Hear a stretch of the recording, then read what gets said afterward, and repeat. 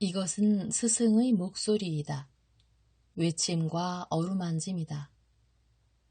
이 목소리가 회개하기를 원치 않는 사람들에게 말할 때에는 외침이 되고, 비록 불완전하더라도 하느님과 그분의 말씀을 찾아내려는 착한 뜻을, 하느님과 그분의 말씀을 찾아낸 다음에는 자기를 거룩하게 하려는 착한 뜻을 가진 사람들에게 말할 때에는 어루만짐이 된다. 이 사람들에게는 말씀이 친구의 어루만짐이 되고 예수의 축복이 된다. 33. 가물리엘이 그리스도인이 되다. 643. 1951년 11월 1일. 요한이 이제는 골격이 더 장대해지고 얼굴이 더 원숙하고 머리카락과 수염의 빛깔이 덜 선명해지고 한창 일할 나이가 된 것으로 보아 여러 해가 지난 모양이다. 성모님은 길쌈을 하고 계시다. 요한은 게세마니의 집 부엌을 정리하는데 벽에는 새로 회를 발랐고 걸상, 문, 등잔 받침대 노릇을 하는 겹친 선반 같은 나무로 만든 물건들은 오칠을 새로 하였다. 성모님은 조금도 변하지 않으신 것 같다. 그 모습은 신선하고 차분하다. 아드님의 죽음과 하늘로 돌아가심, 그리고 그리스도인들에 대한 최초의 박해로 인한 고통으로 그분의 얼굴에 남겨졌던 흔적은 모두 사라졌다. 세월이 이 부드러운 얼굴에는 그 자취를 남기지 못하였고 나이도 그 신선하고 깨끗한 아름다움을 변하게 할 힘이 없었다. 까치발 달린 탁자에 켜놓은 등잔은 펄럭이는 빛으로 성모님의 작고 날랜 손과 토리개에 감긴 삼실뭉치, 가느다란 실, 돌아가는 물레가락, 모아서 목덜미에 크게 매듭을 지어놓은 금발을 비춘다. 열린 문으로는 밝은 달빛 한 줄기가 부엌으로 들어와 문에서 성모님이 앉아 계신 등 없는 의자의 발에까지 은빛 무늬같이 퍼진다. 이렇게 해서 성모님은 발에는 달빛 줄기를, 손과 머리는 등잔의 불그레한 빛을 받으신다. 밖에는 게세마니의 집을 둘러싸고 있는 올리브나무 위에서 밤꾀꼬리들이 사랑의 노래를 부른다. 갑작스레 두 사람이 질겁을 한 듯 입을 다문다. 그리고 얼마 있다가 발소리가 들리더니 점점 가까워지다가 부엌 문지방에서 멈추면서 동시에 지금까지 하얀 빛으로 부엌 바닥에 투박하고 우중충한 벽돌을 비추던 달빛을 사라지게 한다. 성모님은 고개를 들어 입구 쪽을 향하신다. 요한도 문 쪽을 바라본다. 그러다가 두 사람의 입술에서는 놀라서 지르는 하는 외침이 나오고 두 사람은 동시에 문 쪽으로 달려간다. 문지방에는 가물리엘이 나타나 서 있다. 가물리엘은 이제는 대단히 나이가 많다. 그리고 어깨를 감싸고 있는 달빛 때문에 말하자면 인광을 바라는 것 같이 보이는 흰 옷을 입은 그가 어떻게나 말랐는지 꼭 유령같이 보인다. 그것은 나이보다도 오히려 사건과 가책과 수많은 일들로 인하여 쇠약해지고 압도된 가물리엘의 모습이다. 선생님이 여기로 오셨어요. 들어오세요. 어서 오세요. 그리고 평화가 선생님과 함께 있기를 바랍니다. 하고 가물리엘 앞에 아주 가까이 서 있는 요한이 말한다. 성모님은 몇 발자국 뒤에 계시다. 나를 인도해 주겠나? 나는 눈이 보이질 않아. 하고 늙은 선생은 떨리는 목소리로 말한다.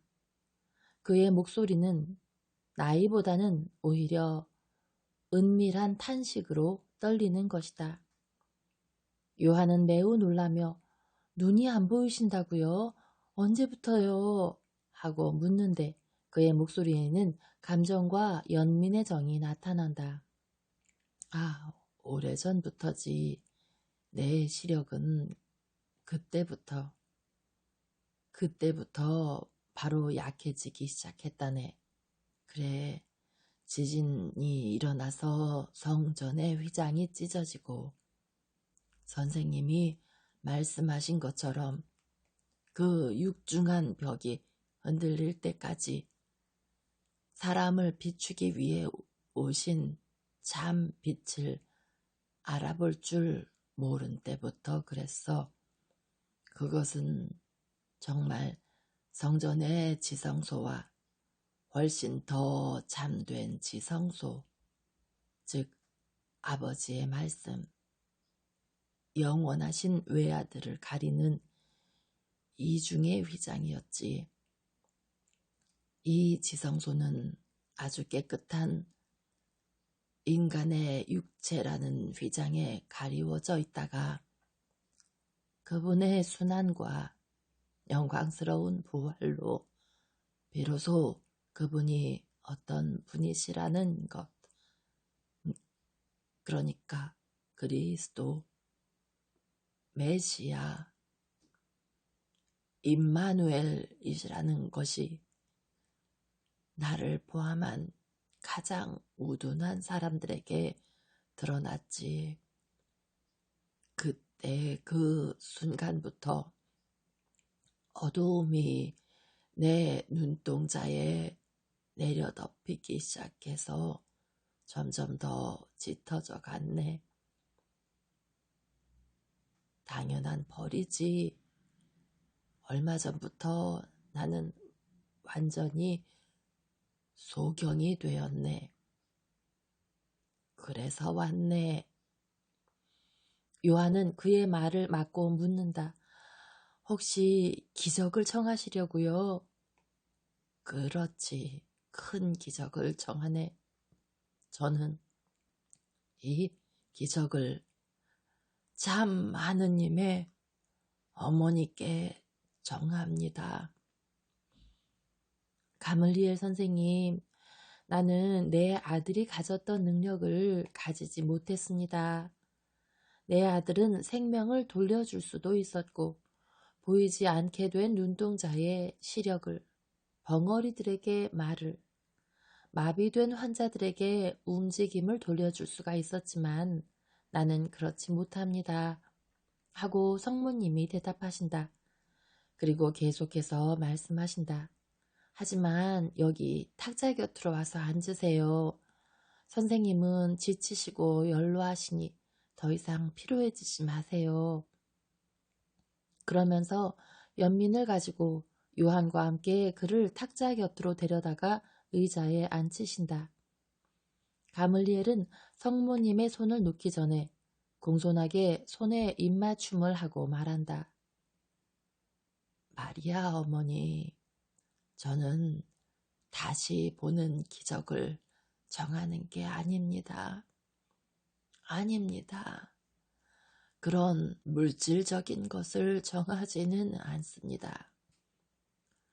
모든 여인 중에 복되신 어머니, 제가 정하는 것은 모든 진리를 보게 제 정신에 날카로운 눈을 주십사 하는 것입니다.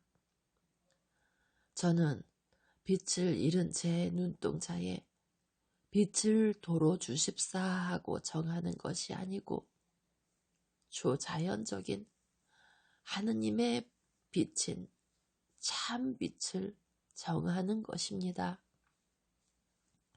그 참 빛은 끊임없이 저를 괴롭히는 가책으로 찢어지고 지쳐 빠진 제 영혼과 제 마음의 지혜와 진리와 생명이 됩니다. 저는 제 눈으로 히브리적인 세상을 보고 싶은 소원은 조금도 없습니다. 그렇게도 그렇습니다. 사실 저희들은 그럴 자격이 없는데 저희에게 대해서 연민을 가지셨고 지금도 가지고 계신 하느님께 그렇게도 완고하게 반항하는 히브리적인 세상 말입니다. 저는 이 세상을 더는 보지 못하게 되고 또 눈이 보이지 않음으로 인해서 성전과 최고회의의 일체의 직책에서 해방된 것이 기쁘기까지 합니다. 아드님과 그분께 충실한 사람들에 대해 몹시 불공평한 성전과 최고 법원 말입니다. 제가 지능과 마음과 정신으로 보기를 갈망하는 것은 예수님 그분이십니다. 하느님의 거룩한 어머니이신 어머님과 지극히 순결한 요한이 살아있는 동안의 야고보와 또 다른 사람들이 틀림없이 볼 것과 같이 제 안에서, 제 영 안에서 그분을 영적으로 보기를 갈망하는 것입니다. 이렇게 해서 이들의 어렵고 심하게 방해받는 성직을 돕고자 합니다. 제 전체를 바쳐 그분을 사랑하기 위해서 그리고 이 사랑으로 제 죗값을 치르고 용서를 받아 영원한 생명을 얻기 위해 그분을 보기를 갈망합니다. 이제는 영원한 생명을 얻을 자격이 없습니다만 그는 식탁에 얹은 팔 위로 고개를 숙이고 운다. 성모님은 흐느낌으로 흔들리는 그의 머리에 한 손을 얹으시고 대답하신다. 아닙니다. 선생님은 영원한 생명을 잃지 않으셨어요. 구세주는 지난 잘못을 뉘우치는 사람에게는 모든 것을 용서해 주십니다. 구세주는 자기를 팔아넘긴 사람이 그의 소름 끼치는 죄를 뉘우쳤더라면 그 사람까지도 용서를 해주었을 거예요. 그런데 유다의 죄는 선생님의 잘못에 비해 엄청나게 큰 겁니다. 생각해 보세요. 유다는 그리스도가 받아주고 가르친 사도였고 그에 대해 모든 것을 알고 있으면서도 그리스도가 그를 사도들의 무리에서 쫓아내지 않고 오히려 그 사람이 어떤 사람인지 무슨 음모를 꾸미고 있는지를 다른 사도들이 깨닫지 못하게 하려고 최후의 순간까지 온갖 방법을 다 쓴 걸 생각하면 그리스도가 그 누구보다도 더 사랑한 사도였습니다. 내 아들은 진리 자체였고 어떤 동기로도 결코 거짓말을 안 했습니다. 그러나 다른 11사도가 가룟옷 사람을 의심하고 그에 대해 질문을 할 때에는 거짓말을 하지 않고도 그들의 의심을 딴 데로 돌리고 또 조심성으로나 형제에 대한 애덕으로 질문을 못하게 함으로써 대답하지 않을 수가 있었습니다. 선생님의 잘못은 훨씬 더 작습니다. 또 잘못이라고 부를 수조차 없습니다. 그건 불신이 아니고 오히려 믿음이 지나친 것이었어요. 선생님은 성전에서 선생님에게 말한 12살 난 어린아이를 너무 믿었기 때문에 내 아들을 믿고 내 아들을 메시아로 보기 위해서는 고집스럽게 표를 기다렸습니다. 그러나 그의 입술에서 무한한 지혜의 말을 들은 그 아이에 대한 선생님의 절대적인 믿음에서 오는 옳은 의향을 가지고 그렇게 하셨습니다. 하느님께서는 이처럼 강하고 충실한 믿음을 가진 사람은 용서하세요. 부당하게 고소를 당한 어떤 사람의 진짜 성질에 대해서 의심을 가지고 있고 그 사람에 대한 사형 선고가 부당하다고 느끼기 때문에 거기에 가담하기를 원치 않는 사람은 하느님께서 한층 더 용서하십니다. 진리를 보는 선생님의 영적인 눈은 그 독성적인 행동에 동의하지 않기 위해 최고법원을 떠난 그 순간부터 점점 더 밝아졌습니다. 선생님의 그 영적인 통찰력은 선생님이 성전에 계시다가 그리스도 시대의 시작을 알리는 고대하던 표가 실현되는 것을 보셨을 때 한층 더 커졌습니다. 그리고 또 이제는 싸늘하게 되고 생명이 끊어진 내 아들의 십자가 아래에 와서 그 고민에 빠진 힘찬 말로 기도를 하셨을 때 그 통찰력은 한층 더 커졌습니다. 그리고 말을 하거나 외따로 물러가는 것으로 내 아들의 봉사자들을 옹호하고 최초의 순교자들에 대한 사형 선고에 관여하고자 하지 않으실 때마다 그 통찰력은 거의 완전했습니다. 가물리엘 선생님, 선생님의 고통과 정의와 사랑의 행위 하나하나가 선생님 안에서 영적인 통찰력을 크게 했다는 걸 믿으세요. 이 모두가 아직 넉넉지 못합니다. 보십시오. 저는 아드님이 성년 때 처음으로 공적으로 나타나셨을 때 아드님을 아는 드문 은총을 받았습니다. 저는 그 순간부터 보았어야 했습니다. 이해했어야 했습니다. 그런데 저는 눈이 멀고 어리석어서 보지 못하고 이해하지 못했습니다. 그때도 못 알아들었고 어른이 되시고 선생님이 되신 아드님을 가까이 하고 점점 더 옳고 점점 더 힘 있는 그분의 말씀을 듣는 은총을 받은 다른 때에도 알아듣질 못했습니다. 저는 고집스럽게 인간적인 표를 돌들이 흔들리기를 기다렸습니다. 그러면서 그분에게 있는 모든 것이 확실한 표라는 것을 보지 못했습니다.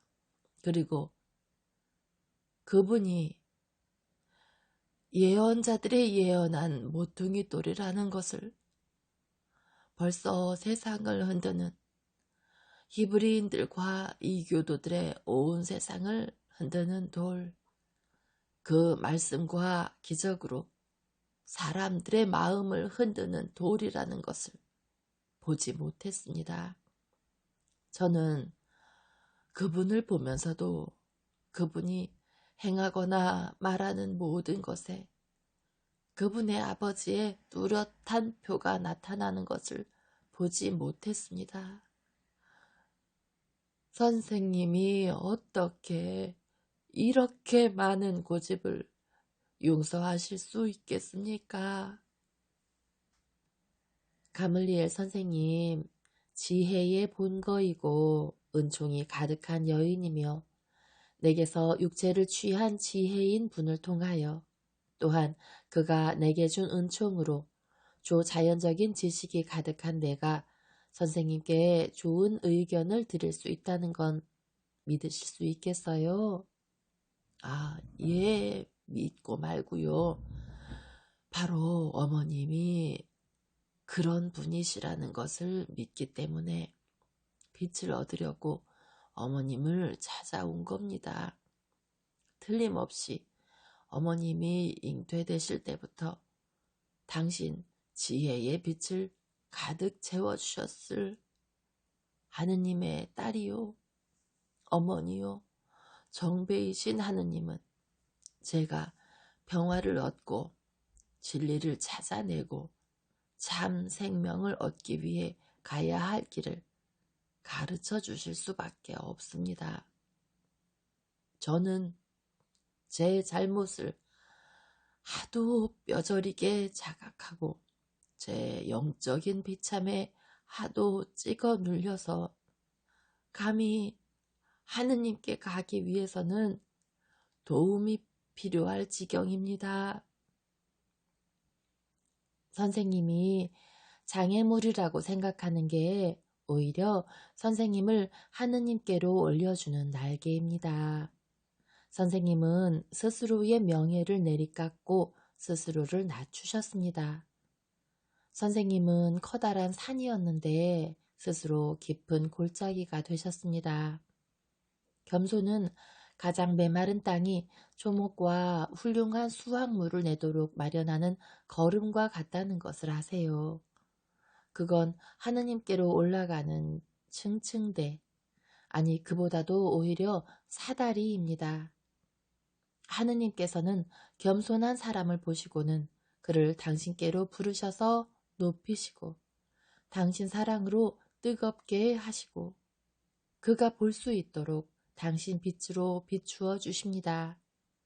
이 때문에 나는 선생님이 벌써 빛 속에서 올바른 길에서 하느님의 아들들의 참다운 생명을 향하고 있다고 말하는 거예요. 하지만 은총을 얻으려면 저는 교회 안에 들어가야 하고 죄를 깨끗이 씻어 우리를 다시 하느님의 양자가 되게 하는 세례를 받아야 합니다. 저는 그것을 반대하지는 않습니다. 오히려 그 반대입니다.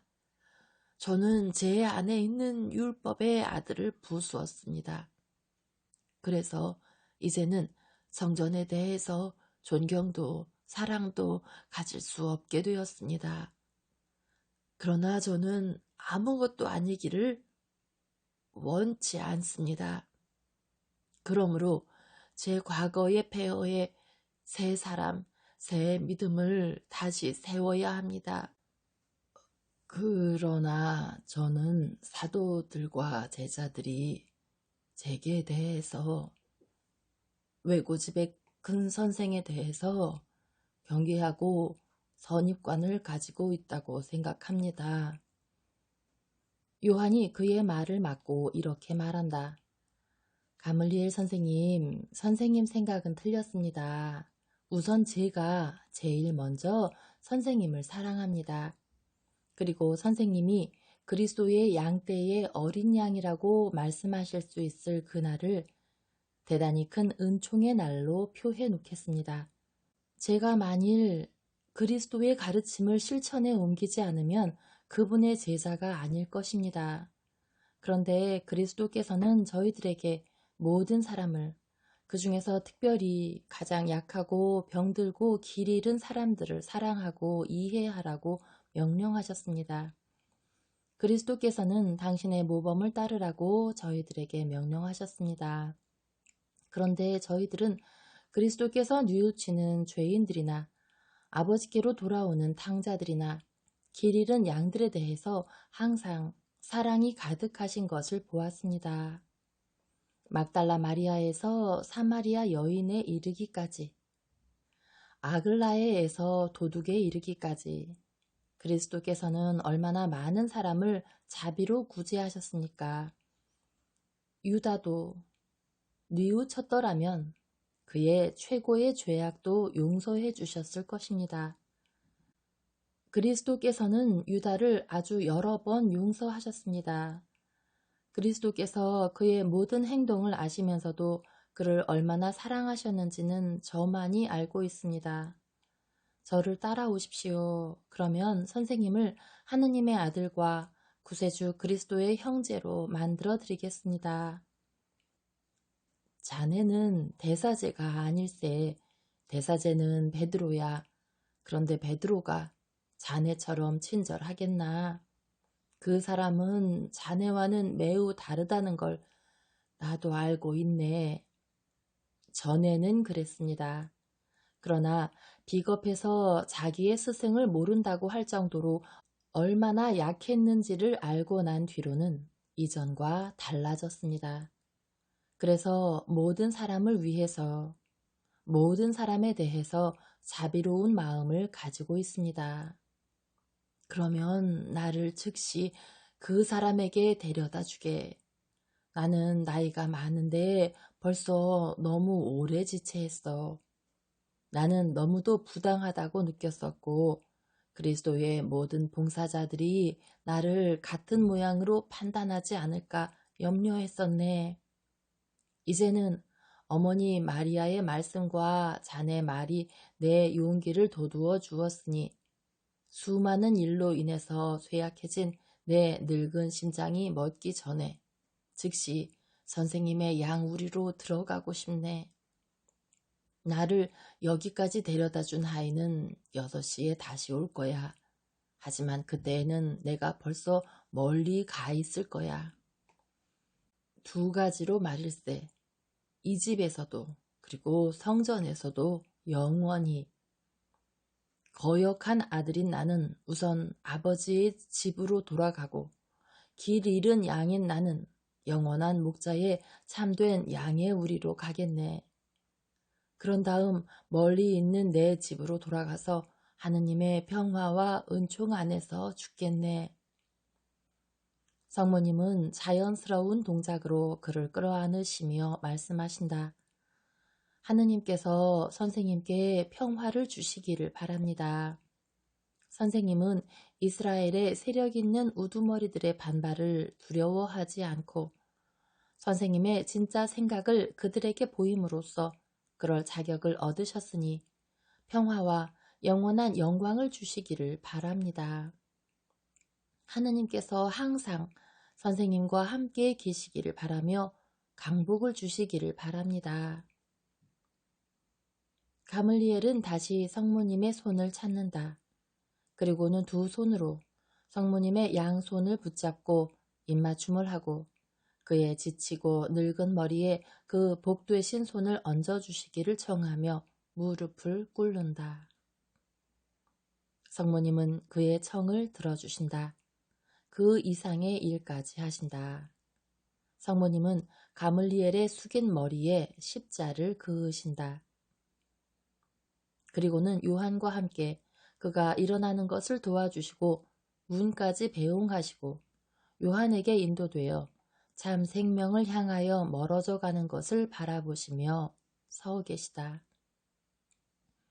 인간적으로는 끝났지만 초자연적으로 새로 만들어진 사람인 그를